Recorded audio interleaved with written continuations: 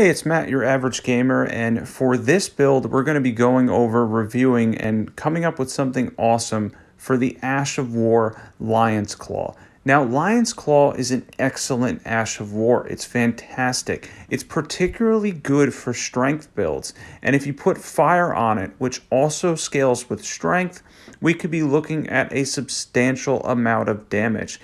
This thing does a ton. It has a whole bunch of hyper armor that honestly, most of the time you're not going to get knocked down. And on top of that, the damage is unreal. This thing can be buffed. It can be turned into a fantastic build. And overall, it has got to be one of the best strength Ashes of War in the entire game. It's fantastic. We're at level 150 max scaling here, and everything has a little bit more HP because of that, and we're still doing serious damage to the bosses.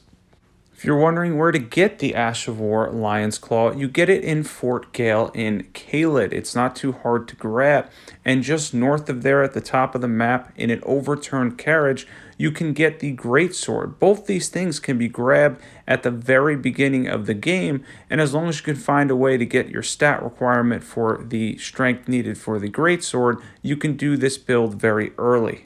For mob control, this is excellent. It's one of the best Ashes of War in the game for mob control, and honestly, it flattens most enemies with ease. It's really fun to use for mob control. I decided it was best to buff this a little bit and see what I can do to Radahn on max scaling in the game, and he did take substantial damage from it. This thing hits really hard. There is some downsides though, or are some downsides, and one of them that I have to be honest with you is when you're in the air, you have a ton of hyper armor. Probably one of the best hyper armor Ashes of War in the entire game. However, you're likely to be hit and take the full amount of damage through it. So you do have to time this thing very precisely. I did notice myself getting close to death several different times while using this, simply for the fact that if you do want to spam it for that massive damage, you're probably going to end up getting hit at some point. It's just the way it is. You're always going to end up getting hit unless you time it kind of perfectly, because it leaves you hanging up in the air for a while to give the enemy basically a free hit on you. This thing with the fire on it is excellent against tree avatars. It basically turns it into a fire lion's claw, does a ton of damage against them. It's excellent for that. By the way, if you're not subbed, definitely sub to this channel. You're going to want to subscribe to this channel if you're into overpowered PvE builds. There's already a ton of great PvE builds on there, and there's a whole bunch more on the way, so definitely hit that sub button. So for equipment, we have the plus 25 Greatsword with Lion's Claw, and we got the Fire Affinity on it. The Raptors Black Feathers, but that doesn't increase the Ash of War, that just increases our jump attacks.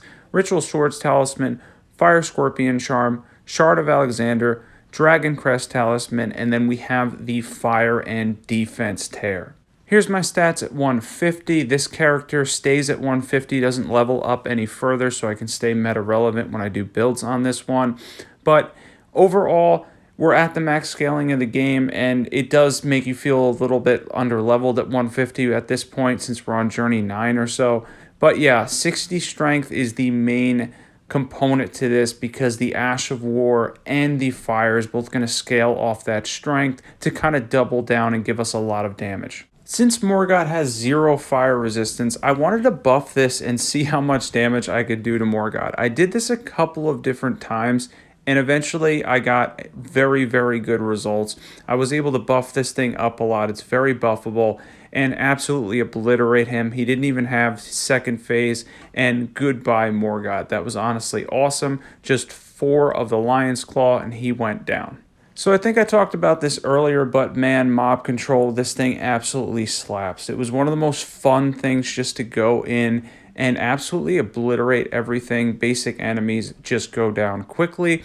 And as we mentioned before, I attempted to buff this on a tree avatar. Does massive damage, I think nearly 8,000 or something per Lion's Claw attack, which is absolutely fantastic. And it's a really great Ash of War with awesome hyper armor and a really good payoff when it hits. However, it does leave you exposed when you're in the air to take the full amount of damage from whatever boss or enemy you're taking. Even so, though, when it lands, it absolutely slaps.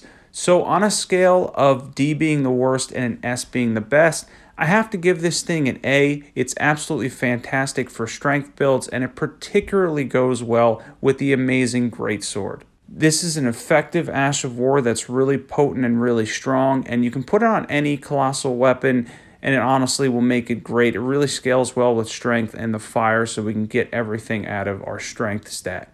Thanks for watching, everybody. Make sure you sub. There's a ton of great PvE builds on my channel. I'll catch you guys there.